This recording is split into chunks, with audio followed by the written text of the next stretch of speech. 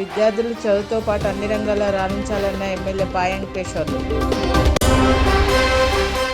మత్స్య సహకార సంఘం సభ్యులను కిడ్నాప్ చేసిన నిందితులను అరెస్ట్ చేసిన పోలీసులు. మల్లారెడ్డి కాలేజీకి ఇచ్చిన డీమ్డ్ యూనివర్సిటీ హోదాను రద్దు చేయాలని ఖమ్మంలో విద్యార్థుల నిరసన.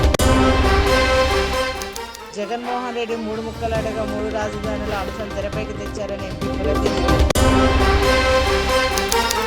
మత్స్య సహకార సంఘం సభ్యులను కిడ్నాప్ చేసిన నిందితులను అరెస్ట్ చేశామని ఏసీపీ ప్రకాష్ తెలిపారు. నిందితుడు శంకరయ్య మత్స్య సహకార సంఘం ఎన్నికల్లో గెలవాలనే ఉద్దేశంతో సభ్యులు లింగయ్య, సంతోష్ను కిడ్నాప్ చేశాడన్నారు. శంకరయ్యపై కేసు నమోదు చేశామని చెప్పారు. 13వ తేదీ 9వ నెల 2024 నాడు రాత్రిపూట వాళ్ళ ఇళ్లలోకి వచ్చి ఒక శాఖాపురం శంకరయ్య, ఇతను మత్స్య పారిశ్రామిక సహకార సంఘం మాజీ అధ్యక్షుడు, ఇతను తన అనుచరులతో కలిసి కిడ్నాప్ చేసుకుపోయినరు మా భర్తని ప్లస్ సంతోష్లోని అని ఒక దరఖాస్తు ఇవ్వడం జరిగింది. దాని మీద ఎస్ఐ గారు సతీష్ కేసు రిజిస్టర్ చేయడం జరిగింది. ఇది under section 143 class 140 plus class 3 BNS act అంటే పాతది కిడ్నాప్ కేసు ఐపీసీలో. సో దీని మీద ఇన్వెస్టిగేషన్ చేస్తూ ఉంటే ఈరోజు దాదాపు 10 గంటలకు కరీంనగర్ చౌరస్తాలో మనకు అక్కడ కరీంనగర్ పోయే దారిలో వెహికల్ చెకింగ్ చేస్తూ ఉంటే ఇక్కడ సిఐ గారు నరేందర్ ప్లస్ సతీష్ వాళ్ళ సిబ్బందితోటి ఈ ఒక అనుమానంగా ఒక వెహికల్ వచ్చింది. దాన్ని ఆపి చూస్తే దాంట్లో శంకరయ్య ఉన్నాడు. అనుమానాస్పదంగా ఉన్నప్పుడు అతను పిలిచి ఇంట్రాగేషన్ చేస్తే అతను తీసుకుపోయిన తీరు అతను వివరించడం జరిగింది. అతను ఈ ఎలక్షన్లో ఈ 2024లో ఇదే మత్స్య పారిశ్రామిక సహకార సంఘము ఎలక్షన్లో గవర్నమెంట్ తరఫున నోటిఫికేషన్ ఇవ్వడం జరిగింది. అది 14వ తేదీ నాడు ఎలక్షన్ ఉండెను. వీళ్ళు 13వ తారీఖు నాడే ఇతనికి పోటీదారుడైన ఇంకొక అతను ఎట్లన్నా గెలవద్దనే ఉద్దేశంతో వీళ్ళిద్దరిని బలవంతంగా తీసుకుపోవడం జరిగింది. దీంట్లో ఈ సహకార సంఘంలో మొత్తము 31 మంది సభ్యులు ఉంటారు. 16 మంది అతనికి ఉన్నారు, 15 మంది వ్యక్తులు ఉన్నారు. కాబట్టి అందులోకెళ్ళి ఒక ఇద్దరిని ఎట్లన్నా బలవంతంగా తీసుకుపోవాలని ఇతను ఒక ప్లాన్ చేసి ఇతను పాత నేరస్తులైన కొంతమంది ఒక మొహమ్మద్ మొహిదీన్ ఎలియాస్ మున్నా, ఇతని సొంత ఊరు దండేపల్లి, ప్రస్తుతం ఇప్పుడు మంచిర్యాలలో ఉంటున్నాడు. ఇతను 2003లో ఒక మర్డర్ కేసులో ఇన్వాల్వ్ అయి ఉన్నాడు. తర్వాత సుందిల్లా దేవేందర్, ఈ చంద్రయ్య, ఈ దాంపూర్ ఆఫ్ భీమారం మండల్, ఇతను కూడా ప్రస్తుతం మంచిర్యాలలో ఉంటున్నాడు. ఇతను కిరాయికి అంటే ఎవరైనా బెదిరి అంటే డబ్బులు తీసుకొని బెదిరించే పని చేస్తూ ఉంటాడు ఇతను. తర్వాత జంగ ఎల్లయ్య, ఎలియాస్ రాజు, నర్సయ్య, ఇతనిది హాజీపూరు సొంతూరు కానీ మంచిర్యాలలో ఉంటుండు. ఇతను 2 అటెంప్ట్ మర్డర్ కేసులలో గతంలో కేసులు రిజిస్టర్ అయినాయి. ఒక థెఫ్ట్ కేసు కూడా అతనికి పేరు ఉంది. తర్వాత మెట్పల్లి రవి, తాళ్ళ తరుణ్, ఎలియాస్ టిల్లు, వీళ్ళిద్దరు డ్రైవర్లు. వీళ్ళు సుపారీ తీసుకొని ఈ శంకరయ్య అనే వ్యక్తి వీళ్లకు ₹1,00,000 మాట్లాడుకుని వాళ్ళిద్దరిని కిడ్నాప్ చేయాలి, నేను ఎట్లన్నా ఈ ఎలక్షన్లలో వాళ్ళని కిడ్నాప్ చేసినట్టయితే అంటే 16 మంది అతనికి ఉన్నారు, 15 మంది నాకున్నారు. ఆ 16 మందిలో ఇద్దరిని కిడ్నాప్ చేసినట్టయితే అతనికి 14 మంది అవుతారు, నాకు ఎక్కువైపోతారనే ఉద్దేశంతో కిరాయి మాట్లాడుకొని ₹50,000 అడ్వాన్స్గా ఇవ్వడం జరిగింది. ఆ అడ్వాన్స్గా ₹1,00,000 మాట్లాడుకొని 50,000 అడ్వాన్స్గా ఇవ్వడం జరిగింది. కానీ కేసు రిజిస్టర్ చేసిన తర్వాత మా వాళ్ళు ఇన్వెస్టిగేషన్ చేసి ఇవాళ వాళ్ళు అనుమానాస్పదంగా ఉంటే వాళ్ళని పట్టుకొని అరెస్ట్ చేయడం జరిగింది. వాళ్ళ దగ్గర నుంచి ఈ అరెస్ట్ క్రమంలో ఒక ఎర్టిగా కారు, తర్వాత ఒక డస్టర్ కారు, నెట్ క్యాష్ ఒక ₹4,000 సీజ్ చేయడం జరిగింది. దీంట్లో సిఏ గారి ఆధ్వర్యంలో ఎస్ఐ గారు ఛేదించిన ఈ కేసుకి మళ్ళీ కోర్టుకు పంపడం జరుగుతూ ఉంటుంది. సో ఇలాంటి సంస్కృతి ఇప్పటి వరకు లేదు. ఈ చిన్న ఎలక్షన్లలో ఇట్లా కిడ్నాప్ చేసి తీసుకుపోవడం ఇది ఒక నూతన. రాహుల్ గాంధీపై కాంగ్రెస్ నేత రాహుల్ గాంధీని చంపేస్తానంటూ బీజేపీ నేత తన్వీందర్ సింగ్ చేసిన వ్యాఖ్యలు నిరసిస్తూ ఖమ్మం పట్టణంలో తన్వీందర్ సింగ్ దిష్టిబొమ్మను దహనం చేశారు. రాహుల్ గాంధీపై వివాదాస్పద వ్యాఖ్యలు చేసిన తన్వీందర్ సింగ్ను వెంటనే అరెస్ట్ చేయాలని పార్టీ నేత దుర్గాప్రసాద్ డిమాండ్ చేశారు. ఇటువంటి వ్యాఖ్యలపై ప్రధాని నరేంద్ర మోదీ, అమిత్ షా బాధ్యత వహించాలన్నారు. ఈరోజు అఖిల భారత కాంగ్రెస్ కమిటీ పిలుపు మేరకు దేశవ్యాప్తంగా ఒక నిరసన కార్యక్రమానికి పిలుపు ఇవ్వడం జరిగింది. గత కొద్ది రోజులుగా ప్రతిపక్ష నాయకుడైనటువంటి రాహుల్ గాంధీ గారి మీద బీజేపీకి సంబంధించినటువంటి కొద్దిమంది నాయకులు అసత్య ప్రచారాలు చేస్తూ, అలాగే అప్రజాస్వామిక విధానాలుగా చేసుకుంటూ వారు అనేక రకాలుగా మాట్లాడుతూ హింసని ప్రేరేపించే విధంగా వారి విధానాలు ఉన్నాయి. ఇది చాలా దుర్మార్గమైనటువంటి ఆలోచన.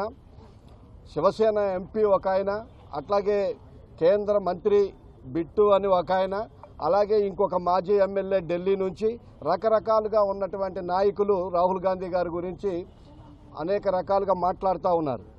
మీ నాయనమ్మకి పట్టిన గతే నీకు పడుతుందని చెప్పేసి మాట్లాడటం అంటే రాహుల్ గాంధీని ఎక్కడో ఒక చోట దొరికితే హత్య చేయాలనేటటువంటి ఆలోచనతో ఉన్నట్టు ముందుగానే వాళ్ళు ఒక హింట్ ఇవ్వటం జరుగుతుందనేటటువంటిది మనకు ఆలోచన కలిగిస్తూ ఉంది. కాబట్టి దానికి నిరసనగా ఈరోజు ఇంతవరకు జరుగుతూ ఉన్న బీజేపీకి సంబంధించినటువంటి నాయకులు ఇంతమంది మాట్లాడుతున్నా కూడా ప్రధానమంత్రి కానీ అట్లాగే హోంమంత్రి కానీ కనీసం నోరు మెదపకుండా, జరిగిన దాన్ని ఖండించకుండా, ఒక ప్రతిపక్ష నాయకుడిపై జరుగుతున్నటువంటి దాడిని ఖండించకుండా వారు నిర్వహిస్తున్నటువంటి విధానాల్ని కాంగ్రెస్ పార్టీ తరఫున, ఖమ్మం జిల్లా పార్టీ తరఫున కూడా పూర్తిగా ఖండిస్తూ ఈరోజు వారిది అఖిల భారత కాంగ్రెస్ కమిటీ పిలుపు మేరకు ఈ దిష్టిబొమ్మ తగలబెట్టేటటువంటి కార్యక్రమాన్ని, నిరసన చేసేటటువంటి కార్యక్రమాన్ని కూడా జిల్లా కాంగ్రెస్ పార్టీ తరఫున తీసుకున్నాం. ఎమ్మెల్సీ గారు కూడా మాట్లాడారు. కడప పట్టణం నగరంలోని గాంధీ పాఠశాలలో టైక్వాండో కరాటే శిక్షణ కార్యక్రమాన్ని మాస్టర్ దామోదర్ ప్రారంభించారు. ఈ నెల 14-15 తేదీల్లో కడప ఇండోర్ స్టేడియంలో జరిగిన రాష్ట్ర స్థాయి పోటీలో 16 మంది విద్యార్థులు గోల్డ్ మెడల్ సాధించారన్నారు. జాతీయ స్థాయి పోటీలకు శిక్షణ అందిస్తున్నామని టీచర్ కృష్ణమోహన్ తెలిపారు.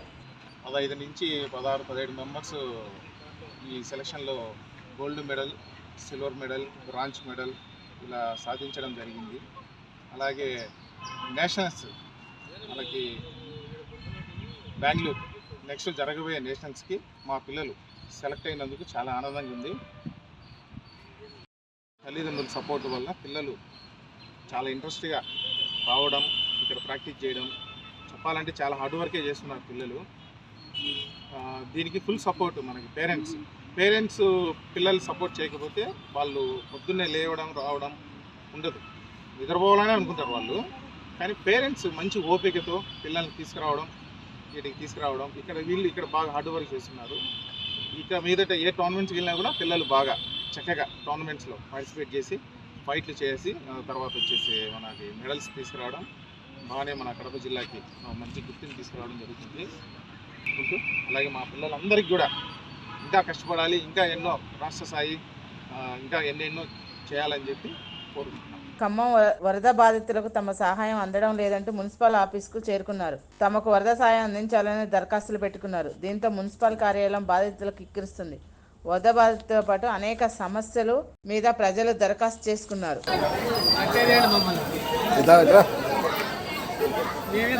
మల్లారెడ్డి కాలేజీకి ఇచ్చిన డీమ్డ్ యూనివర్సిటీ హోదాను రద్దు చేయాలని ఖమ్మంలో విద్యార్థులు నిరసన వ్యక్తం చేశారు.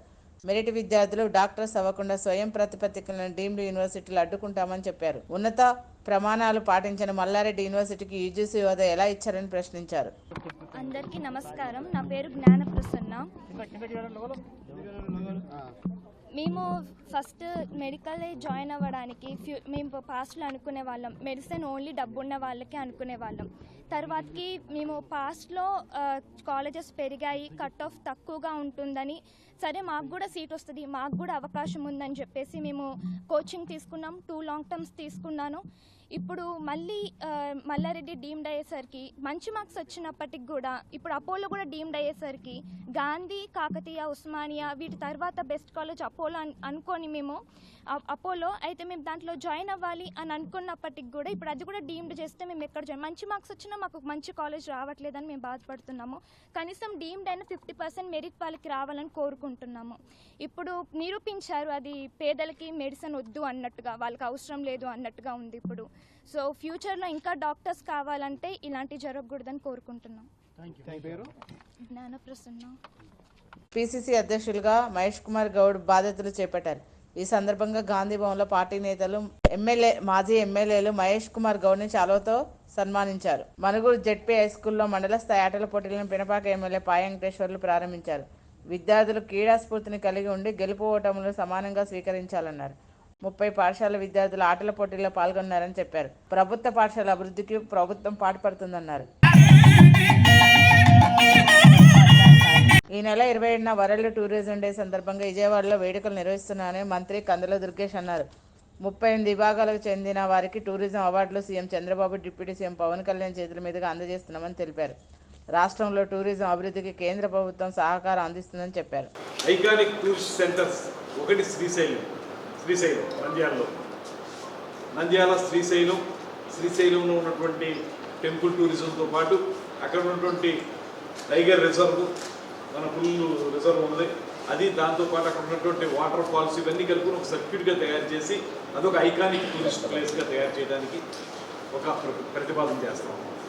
దాంతోపాటు అఖండ గోదావరి పేరుతో మన ప్రాంతమైనటువంటి ఈ తూర్పుగోదావరి జిల్లా, కాకినాడ జిల్లా, అదేవిధంగా కోనసీమ జిల్లా, దాంతోపాటు పక్కన ఉన్నటువంటి మన పశ్చిమ గోదావరి జిల్లాలో కొన్ని ప్రాంతాలు కలుపుకుని అఖండ గోదావరిగా అదొక ఐకానిక్ టూరిస్ట్ ప్రాంతంగా తయారు చేయడానికి ఈ స్కీమ్ కింద, సాసి స్కీమ్ కింద, దాంతోపాటు సూర్యలంక బీచ్ కారిడార్, బాపట్ల ప్రాంతంలో ఉన్నటువంటి సూర్యలంక బీచ్ కారిడార్ని డెవలప్ చేయడానికి, చాలా అద్భుతమైనటువంటి బీచ్ కారిడార్ ఉన్నటువంటి ప్రాంతం బాపట్లలో సూర్యలంక పేరుతో ఉంది.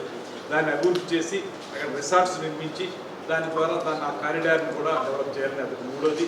4వది సంగమేశ్వరం నంద్యాల జిల్లాలోనే ఉంది ప్రస్తుతం. ఆ సంగమేశ్వరాన్ని కూడా టూరిజం స్పాట్గా డెవలప్ చేయాలనేటువంటి ఆలోచన.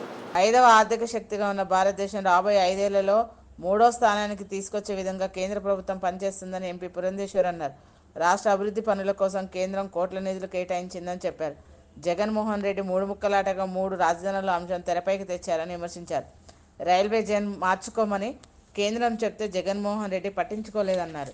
ఈ సభ్యత్వ నమోదు కార్యక్రమం సంపూర్ణంగా చేస్తాం. అంటే అంతకు ముందు వరకు కూడా సభ్యులుగా ఉన్నటువంటి వారి సభ్యత్వం రద్దవుతుంది. మళ్ళీ పాతవారు పార్టీలో సభ్యులుగా చేరాలి, దాంతోపాటు కొత్త వారిని కూడా చేర్చాలి. అదేవిధంగా 3 సంవత్సరాలకు ఒకసారి మధ్యలో మళ్ళీ కొత్త వారిని చేర్చేటువంటి ప్రక్రియ. అయితే ఇది 6 సంవత్సరాలకు ఒకసారి జరిగేటువంటి సభ్యత్వ నమోదు కార్యక్రమం సెప్టెంబర్ 2 నుండి ప్రారంభమైంది. ప్రధాని నరేంద్ర మోడీ గారు మొట్టమొదటి భారతీయ జనతా పార్టీ సభ్యత్వం వారు తీసుకున్నారు. అప్పటి నుండి కూడా మేమందరం కార్యకర్తలం.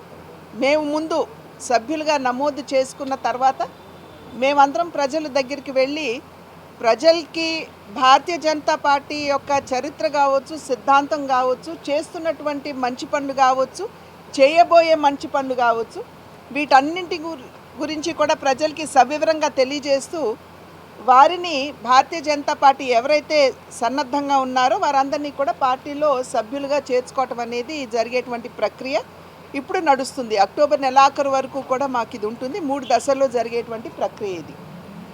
అయితే ఈ సందర్భంలో ప్రజల వద్దకు వెళ్ళినప్పుడు మేము అధికారాన్ని చేపట్టి, అంటే అంతకు ముందు 10 సంవత్సరాల కాలం ఏం చేశామనేటువంటి విషయాన్ని తెలియజేస్తూనే ఇప్పుడు 100 రోజులైనటువంటి సందర్భంలో, అధికారాన్ని చేపట్టి 100 రోజులైనటువంటి సందర్భంలో ఇప్పటి వరకు ఏమి చేసాం అనేటువంటి విషయాన్ని కూడా ప్రజలకి తెలియజేసేటువంటి ప్రక్రియను మేము చేపట్టాం. దానిలో భాగంగా మీ మాధ్యమంగా మరింత విస్తృతంగా ప్రజల్లోకి వెళ్ళేటువంటి అవకాశం ఉంటుంది కాబట్టి మీ మాధ్యమంగా కూడా ప్రజల్ని చేరుకోవాలి అనేటువంటి ఆలోచన. సచివాలయంలో Telangana young India skill university బోర్డుతో సీఎం రేవంత్ రెడ్డి సమావేశారు. ఈ సమావేశంలో మంత్రి Sridhar Babu, university board chairman Anand Mahindra, ప్రభుత్వ ప్రధాన కార్యదర్శి శాంతకుమారి, వివిధ పారిశ్రామికవేత్తలు, ఉన్నత అధికారులు పాల్గొన్నారు.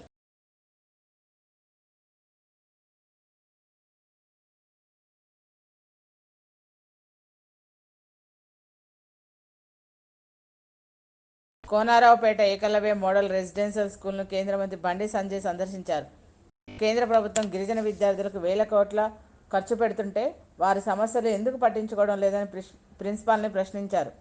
అప్పటికప్పుడు టాయిలెట్ల నిర్మాణం కోసం శంకుస్థాపన చేశారు. విద్యార్థుల సమస్యలు పరిష్కరించకపోతే చర్యలు తప్పవని హెచ్చరించారు.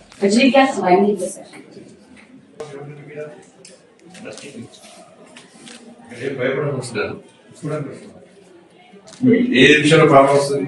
సీటింగ్ విషయంలో కానీ, ఎక్సర్సైజ్ విషయంలో కానీ, ఫుడ్ విషయంలో ఇక్కడ ప్రాబ్లం వస్తుంది. సార్ మాకు వాష్రూమ్స్ కి వెళ్ళాలంటే గవర్నమెంట్ వెళ్ళాల్సి వస్తుంది. మీ దగ్గర మాకు వాష్రూమ్స్